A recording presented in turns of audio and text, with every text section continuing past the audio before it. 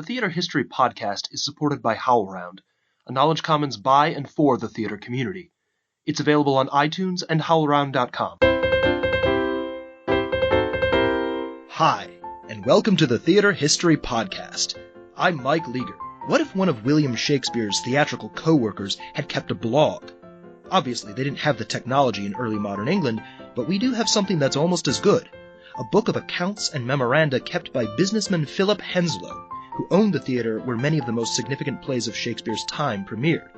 Henslowe's record of the daily workings of his theater have been a valuable resource to generations of scholars. Now, one of those scholars has brought Henslowe's book into the 21st century by turning it into a blog and associated Twitter account. Our guest this week is Dr. David Nicol, who's an associate professor of theater studies in the Fountain School of Performing Arts at Dalhousie University in Nova Scotia. In addition to working on the blog, he's the author of Middleton and Rowley, Forms of Collaboration in the Jacobean Playhouse. Dave, thank you so much for joining us. Thank you. I'm very excited to be here. Let's start by talking about Philip Henslowe. Who was he, and why was he keeping this book? Okay, so Philip Henslowe was a businessman. He had a long and busy life, but he's best known for what he got up to in London during the 1580s and 1590s. So this was an amazing time in the history of English drama. It was the time when a group of playwrights and actors, including William Shakespeare, Christopher Marlowe, and lesser-known figures like Robert Greene, were creating a new kind of drama that combined popular storytelling with poetic brilliance, and they were writing plays that are still being performed today. What these artists were centered on was something that was a relatively new idea in England at the time, and that's the idea of performing in permanent theatres in London, rather than simply travelling around the country in a nomadic fashion from town to town. So Philip Henslowe was a businessman who saw an opportunity to make money by building a theatre on London's South Bank, which he called the Rose Playhouse, and he completed in 1587. And so Henslowe was essentially the landlord of this theatre. He was renting it out to companies of actors who would make it their permanent base for years at a time. And so that's who Philip Henslowe was. If you've ever seen the film Shakespeare in Love, you can see Geoffrey Rush playing Henslowe as a rather bumbling, dishevelled figure, and I suspect the real Henslowe was the exact opposite of that. Henslowe wasn't unique. There were lots of other theatre owners in Elizabethan London just like him, but what makes him special to us is that we know a lot more about his work than we do about the others, due to the survival of thousands of his papers. And so using those documents to reconstruct Henslowe's life helps us to understand how the Elizabethan theatre worked. So Henslowe's papers survived because they were preserved by his colleague, the actor Edward Allen, who founded a school in 1619 and stored the documents in its archive. So this school is called Dulwich College, and it still exists today, and the Henslowe papers are still there 400 years later. They've become known as Henslowe's Diary, but it's not really a diary. It's actually an enormous collection of documents relating to his business dealings, and it includes lots of letters and inventories and accounts and things like that. But one of the most important things in it is a series of lists of box office takings from the Rose Playhouse from 1592 to 1597, and in these lists, Henslowe notes which plays were performed on which day and how much money each performance made, which doesn't sound very exciting, but these are actually incredibly valuable insights into the theatrical world of Shakespeare's time, and nothing else like them survives for any other theatre in Renaissance London. And so that's why Philip Henslowe is an important figure for theatre historians today. So what does this set of documents tell us about the Rose Theatre? I mean, what could you go see at that theatre? And who would be performing there? Okay, so if you go down to the South Bank of London today and find the famous reconstruction of Shakespeare's Globe Theatre, which now stands there, if you're there, look out for a little side street called Park Street, because if you walk a few blocks up from there, you'll find a huge office building with a weird little door opening off the street. And if that little door is open, you can go inside, and in there you'll find a little museum which displays the foundations of the Rose Playhouse, which have miraculously survived over 400 years. And you can therefore see the place where Henslowe worked and where some of Shakespeare's earliest plays were performed. So that was the Rose Theatre. Henslowe built it in 1587 and expanded it in 1592, and it was the first theatre to be built in Bankside a region on the south bank of the Thames. So if you've ever seen a photograph of the new reconstruction of Shakespeare's Globe, you'll understand the basics of what the Rose was like. It was the same kind of theatre, but smaller. It was an octagonal building with galleries for seated audience members, which encircled a yard in which other audience members could stand up to watch the play by paying less money to do so. There was a thrust stage jutting out into the standing area with pillars holding a roof over it. The back wall of the stage included 2 doors and a little discovery space for revealing things, and also a balcony for doing balcony scenes. There wasn't a roof over the yard, so this was basically a semi-open-air theatre. And again, I mentioned the film Shakespeare in Love earlier. That film does include a recreation of the Rose Theatre, which in terms of historical accuracy, I would describe as not bad for a silly movie. And will give you an idea of what it might have looked like. So as for the people who performed there, as I mentioned earlier, Henslowe rented the Rose to playing companies. That is, companies of actors who would typically make the theatre their base for years at a time. In the first 2 years that I covered in my blog, the Rose was occupied by a company called Lord Strange's Men. And just to explain the name, all playing companies had a wealthy patron after whom they were named, and they called themselves his or her men, that is, their servants. So this company's patron was Ferdinando Stanley, who had acquired the title of Lord Strange, which simply derives from the surname Lestrange. It's an anglicization of that. So anyway, that's who was acting at the Rose in 1592. They may well have been considered the best company in London by this point. They had recently acquired Edward Allen, who was one of the great stars of the theatre at that time. And they also had the great comic actor Will Kemp, who would later become famous by going on to work with Shakespeare and would create roles such as Bottom in A Midsummer Night's Dream and Dogberry in Much Ado About Nothing. So this was a very talented group of people. At the moment, my blog is in January 1594. This is when Strange's Men have broken up and have been replaced by a different company called Sussex's Men. But they are a lot more mysterious and complicated, so I won't go into them right now. But as for what these companies were staging, in the records that I've blogged about so far, there have already been some very famous plays,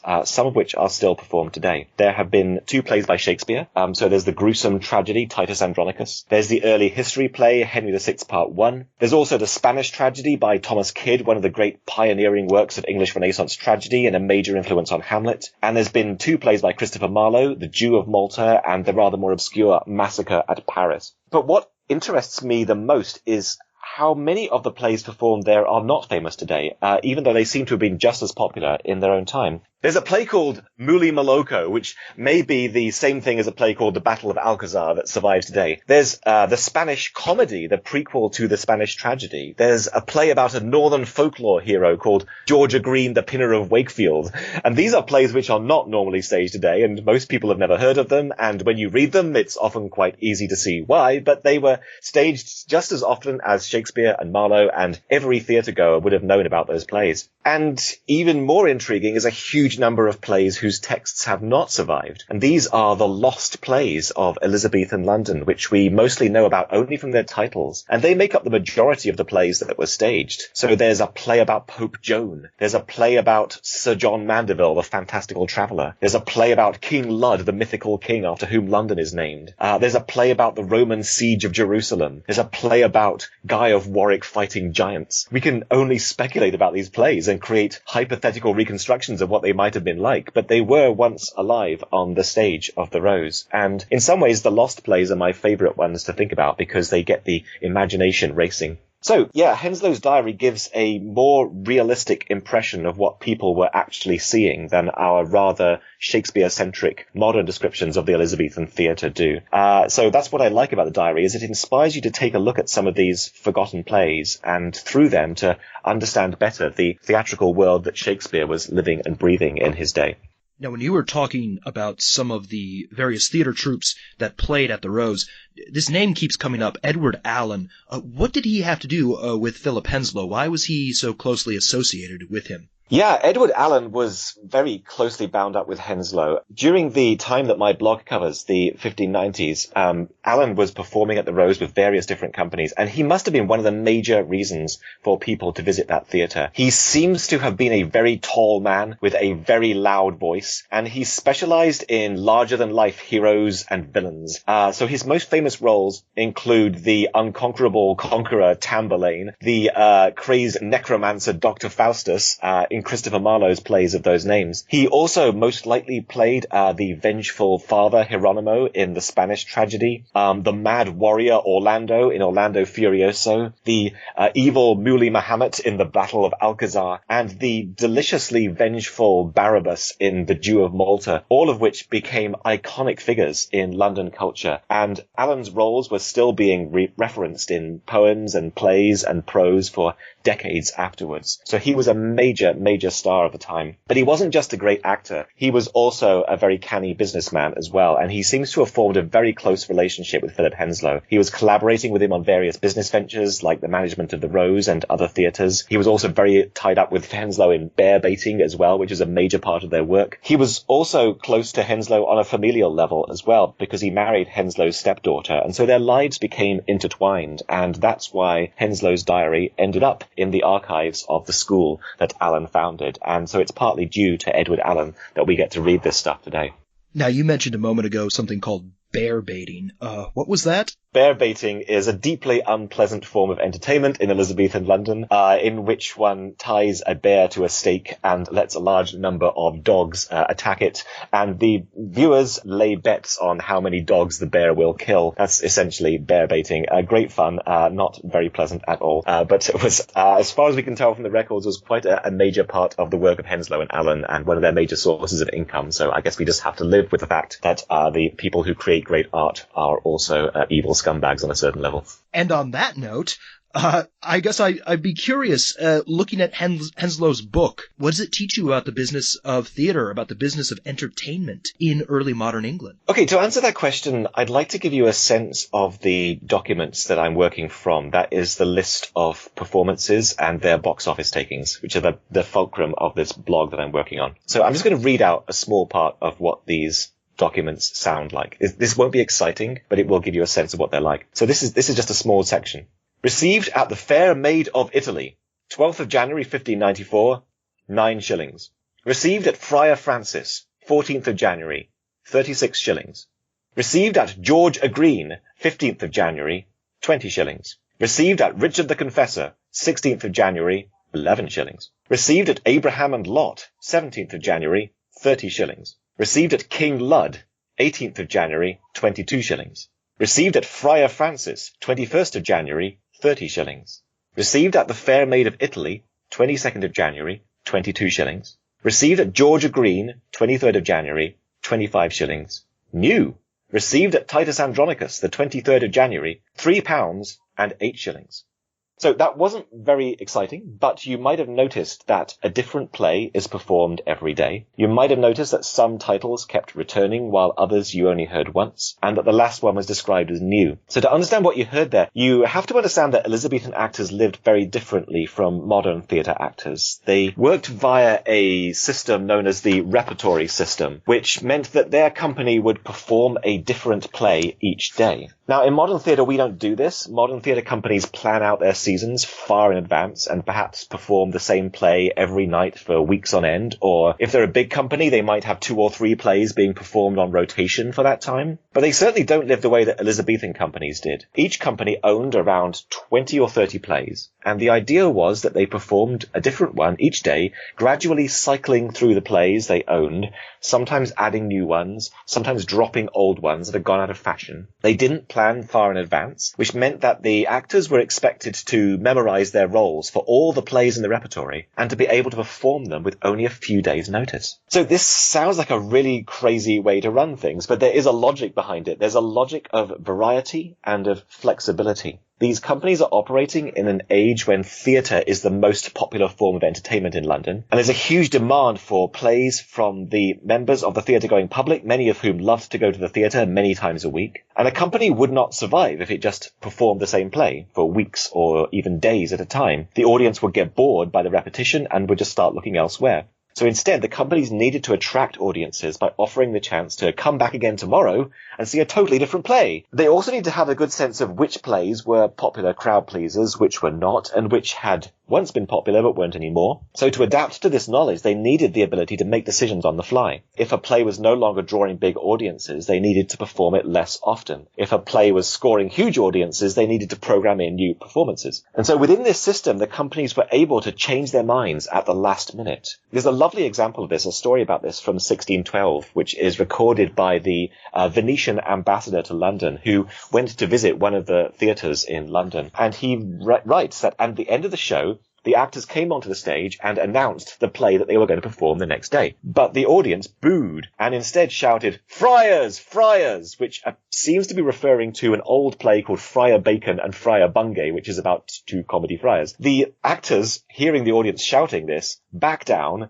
and agree to play the friars tomorrow instead of what they were planning to perform. So clearly, flexibility was very paramount in this system, and you needed to be able to placate an angry audience if you'd suggested the wrong thing. If you needed to run a company this way, you needed actors with amazing memories and very quick wits. Actors normally studied and learned their lines alone or in pairs and received only one group rehearsal before the play was performed. And so typically they're living in this system in which they wake up in the morning having already memorized their parts. They get together at the theatre for a group rehearsal. In the afternoon, they perform the play to a paying audience. And then any remaining free time is presumably devoted to frantically learning and practicing their parts. It seems like a really incredibly stressful and exhausting lifestyle. And because the potential for on-stage mistakes was enormous. But obviously there are advantages as well. Because if you think about the incredible levels of focus that these actors must have had to be successful in their work, you can see how exciting their performances may have been, both for the audience and for each other, because these actors had to be listening intently to their fellow actors and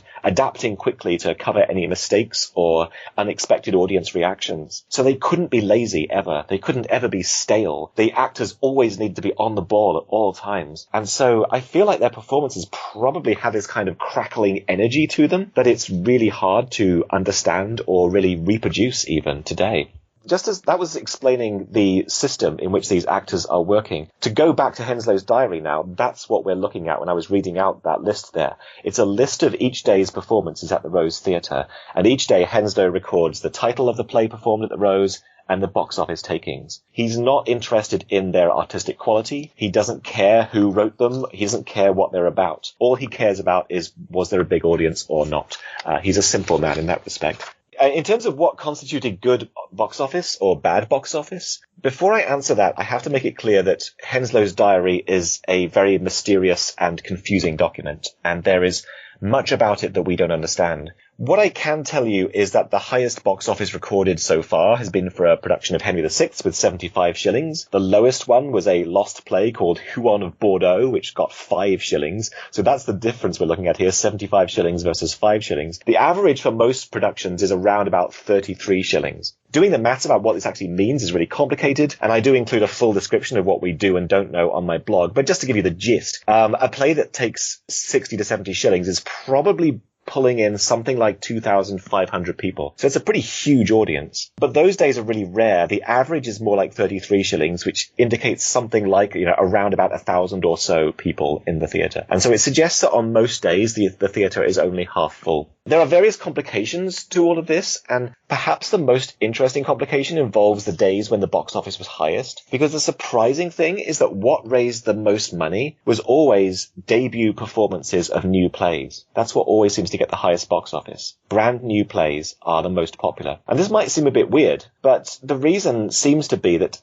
Elizabethan audiences loved novelty. And the introduction of a new play was an exciting event which would draw mass audiences. That said, there is another explanation, which may be that the players are actually charging higher entrance fees for debut performances. There is some evidence that the entrance fee may have been doubled when a new play was being performed, so it's possible that the premiere audiences may not be as big as they seem. But then again, it does seem that there's lots of historical evidence at the time that audiences did tend to flock to the theatre to see new plays and were happy to pay extra. So it's very complicated, but it does seem that newness was an important part of the process of success in this period. One of the things that we learn out of all of this is the question of which plays were popular and which were more popular than others, and what kind of plays were more popular than others. one way of assessing popularity is to look at which plays were performed the most frequently. So if you look at the part of the diary that's about Lord Strange's Men, the most performed play was Harry VI, which is almost certainly the play that we now call Shakespeare's Henry VI Part 1. And this was staged like 15 times in 4 months and was performed pretty much on a weekly basis. There are other plays which are performed with a similar level of frequency, and they include the Spanish tragedy, the play of Muli Moloko, which may be called The Battle of Alcazar now, and The Jew of Malta by Christopher Marlowe. And those plays were the bastions of Lord Strange's Men, and although they didn't always do that well at the box office, they could reliably pull in enough of an audience to pretty much half fill the theatre. But there's also a bunch of plays that the company only revives once a month or so, and that includes the Spanish comedy, the prequel to the Spanish tragedy. It includes the play of Sir John Mandeville. It includes weird plays that we don't know much about called Bindo and Ricciardo and Machiavel. And I find the existence of these monthly performances really puzzling. I feel like it must have been a lot of mental effort for the actors to return to plays that they didn't perform for weeks at a time. And most of these monthly plays didn't receive noticeably bigger or smaller audiences than the other ones. And so I don't quite understand why some of these plays are relegated to monthly performances and some are done once a week. It's very strange. And then you also see plays that the company gave up on. So you see them performing a play called Brandimer and a play called Jerusalem. You see them perform those plays only twice. A lot of these plays may have been old ones that the company was sort of trying to revive, but then deciding that they weren't worth reviving again. And there are also weird things, like there's an enigmatic play called The Tanner of Denmark, which has this amazingly successful premiere, one of the most successful of the rows, but then never gets staged ever again.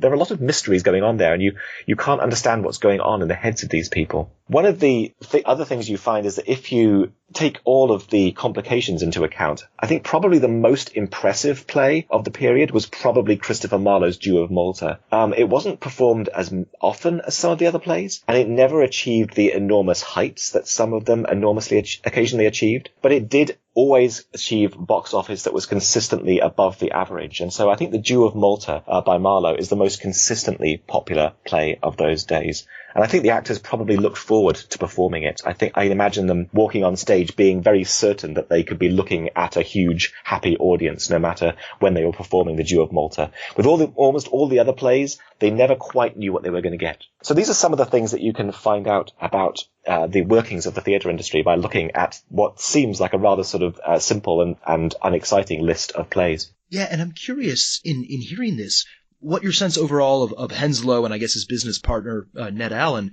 what's your sense of them as businessmen? How successful were they?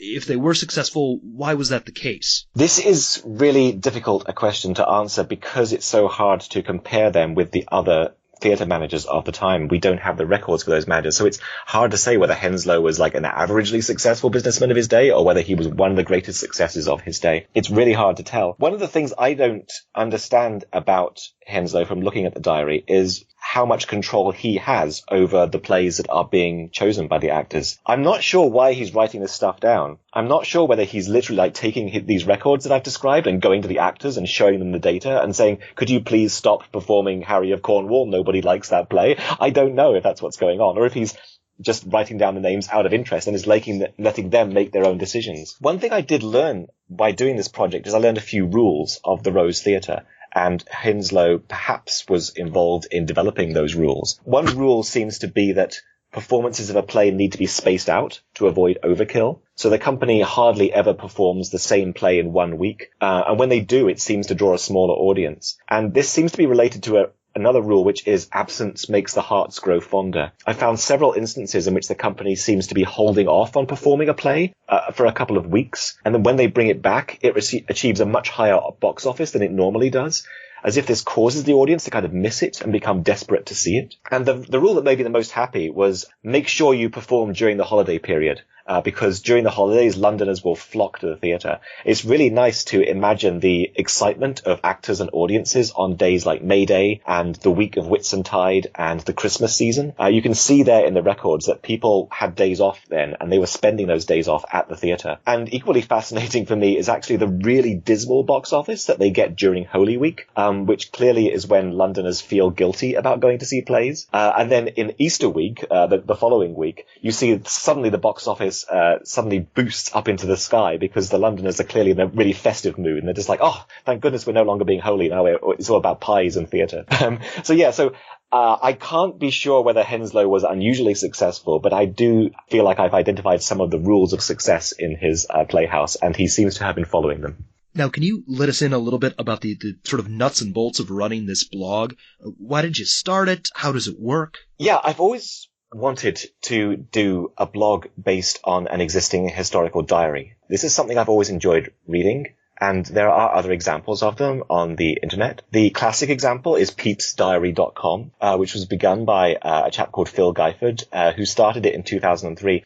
Samuel Pepys was the 17th century civil servant who kept a diary from 1660 to 1669, and it's a wonderful text which gives us an amazing glimpse into the minutiae of everyday life in the past, and features, Pepys's descriptions of his erotic escapades with various ladies, but also his problems with home reno and his eyewitness account of the Great Fire of London. And so it's a really fascinating document. And Guyford was posting one entry a day from Pepys's diary from 2003 to 2012, and he attracted a very large readership who really enjoyed the opportunity to read this very lengthy and intimidating text in bite-sized chunks. And so Guyford did finish that project, and he posted the entire 10-year diary, and you can see it online right now. There's lots of other examples of this sorts of thing. There's somebody who posted Captain Cook's logbook as a blog so that you can follow Captain Cook on his journey of discovery around the Pacific in the 1770s. And I like this kind of thing, and I was trying to figure out why I like this kind of thing, because it is really nerdy. And I'm like, why do I like this really nerdy stuff? I think it's the bite-sized nature of it which is appealing. It makes long and complicated texts more digestible. But what I also like about it is the sense of duration, because a blog in which you can't simply read the diary straight through but have to wait for the next installment each day means that you get a sense of time passing realistically, and you get a sense of how long things actually took. And I sort of found like my favorite bits of these blogs were the boring ones when nothing interesting was happening. The Captain Cook blog was a great example. I mean, it contains amazing stuff like the circumnavigation of New Zealand and the first ever description of a kangaroo and the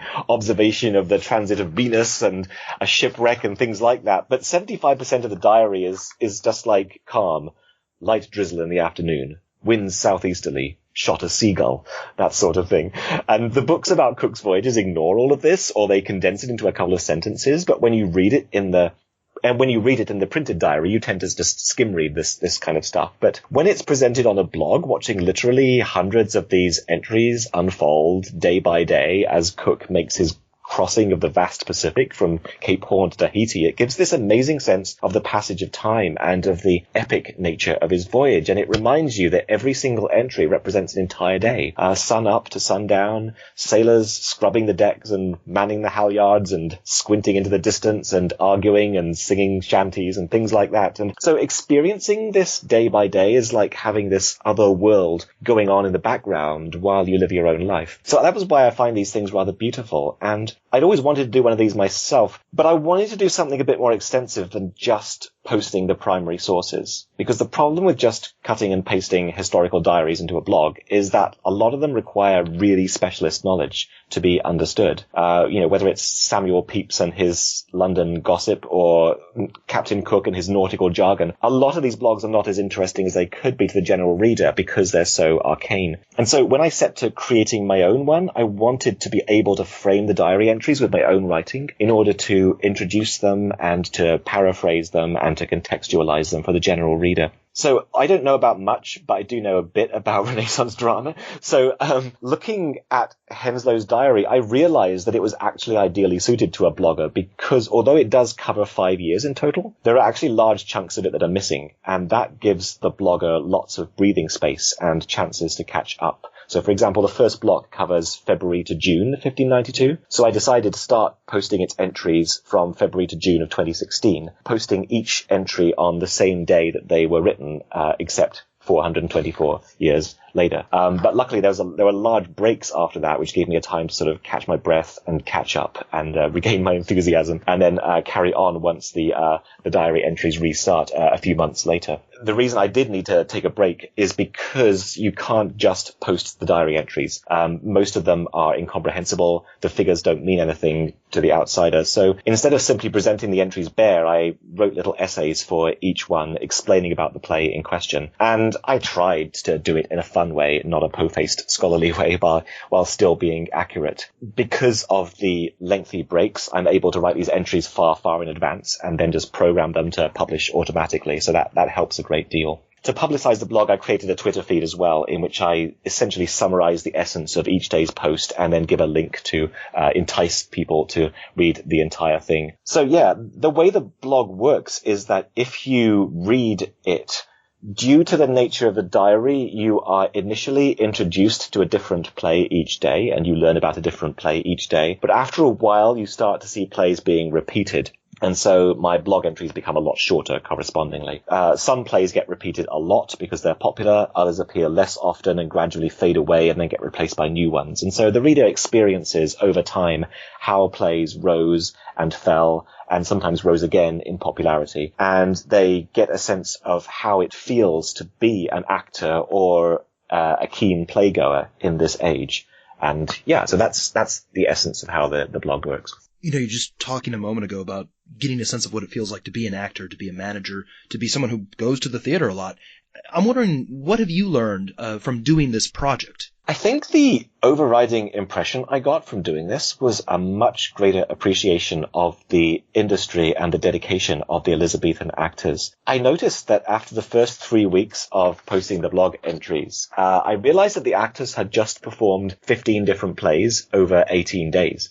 Which is just insane. Their memory skills and their focus and their work ethic must have been phenomenal. It must have been a really amazing lifestyle. And on one level, like as an actor, you just sort of imagine this must be the greatest lifestyle ever. But it must have been also this completely all-encompassing one, which would completely suck up your life. I can't believe any of them managed to find time to eat, let alone get married and propagate children, which some of them did. So we're really lucky that Henslowe's diary survives. It's the one document left that really preserves on paper the achievements of these long dead actors. And so I hope that turning them into a blog does some justice to them. It sort of reproduces the patterns of their lives and allows us to imagine them existing, as I said, in a kind of a parallel universe alongside us. Yeah, so I think what it does is I think it makes the case for the historical diary blog as a valuable way to look at old plays and to capture some of the missing details of real life, which we sometimes escape us. Now, for listeners who might be hearing you talk about Philip Henslowe and his world, and who might want to learn a little bit more, what resources would you recommend beyond the blog to go check out? First of all, if you want to see Henslowe's diary, you should go and look at the Henslowe Allen digitization project online, which is a beautiful facsimile of the entire thing, and it gives you a sense of what this amazing document actually looks like. That said, it is not particularly exciting for non-experts because it's all in very, very difficult Elizabethan handwriting and mostly just looks like a lot of scribbling to the uninformed. So if you actually want to read Henslowe's diary, I've been using W.W. Gregg's transcript from about 1910, I think, which is out of copyright and available on archive.org. If you want a more up-to-date scholarship, you need to look out for Reginald Folks's edition of the diary, which you could find in your local academic library, I would imagine. I should probably say before I go on that I should probably stress that unlike a lot of contributors to your podcast, I'm not claiming to be offering any groundbreaking scholarship here. I'm not providing anything new in terms of scholarship. I'm synthesizing the work of people who are much better at this than I am. And many amazing scholars have read and studied and elucidated Henslowe's diary. And I'm totally indebted to their labors. All I'm doing here is trying to synthesize this and communicate this interesting material to the general reader. But for those who wish to go on and look at the texts which I am completely indebted to, there's been a number of theatre historians have studied the repertories of individual playing companies, and in particular the book Lord Strange's Men and Their Plays by Lawrence Manley and Sally Beth MacLean was absolutely invaluable to my work. But the biggest aid of all was two encyclopedic projects that help with the task of writing about plays, especially plays that don't exist anymore. So first of all, Martin Wiggins's amazing catalogue of British drama, which is being published in print in a series of volumes at the moment and is up to volume 8 at the moment, has entries on every single play of the period, including all the lost ones, and collects together all the data that we have on them. And it's an incredibly useful resource to use in a project like this. I don't think I could have done it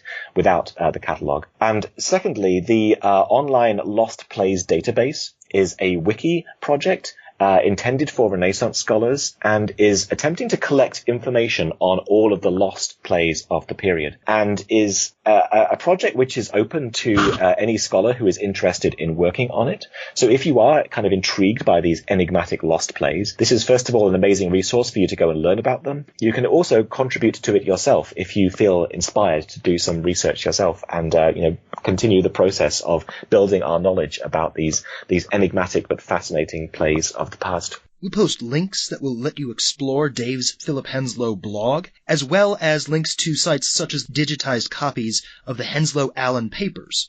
Dave, thank you so much for introducing us to your blog and for your insights into the business of theater in Shakespeare's time. Thank you, Michael. It's been an absolute pleasure talking to you. If you'd like to continue today's conversation, please visit howlround.com and follow HowlRound and @TheaterHistory on Twitter and Facebook. You can also visit our website at theaterhistorypodcast.net, where you can find links to all of our episodes. And you can email your questions and comments about the show to theaterhistory@theaterhistorypodcast.net. A big thank you to the staff at HowlRound who make this show possible. Our theme music is The Black Crook Gallop, which comes to us courtesy of the New York Public Library Libretto Project and Adam Roberts. Thanks as well to Tip Kress, who designed our logo. And finally, thank you for listening.